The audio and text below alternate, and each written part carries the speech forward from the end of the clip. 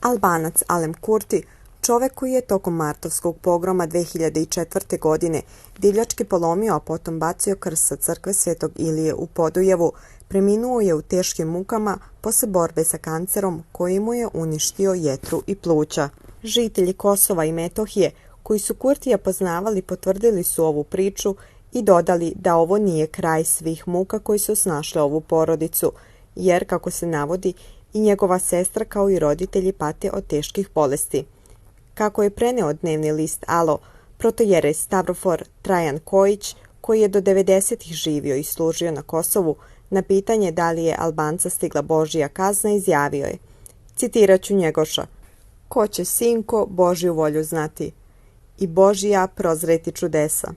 Ne možemo mi znati da li je ovo za njega kazna ili nagrada, ali čini dobro, ne boj se, čini zlo, nadaj mu se. Ne mogu ja da sudim, ali gest tog čoveka i ono bacanje krsta zasigurno je ostalo urezano u sećanja svih nas, a pogotovo onih koji su u tom momentu bili u Prištini ili bili direktni svedoci tog događaja", kaže Prota Trajan. Sa druge strane, paroh Velja Stojković ne sumnja u to da je Albanca stigla Božja kazna.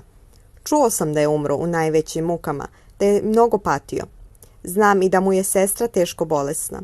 Bog nije dopustio da sve ovo što je radio prođe nekažnjeno. Osim samog čina lomljenja i bacanja krsta sa svetog objekta, on je bio inicijator mnogih zlodela koji su Albanci radili tih godina.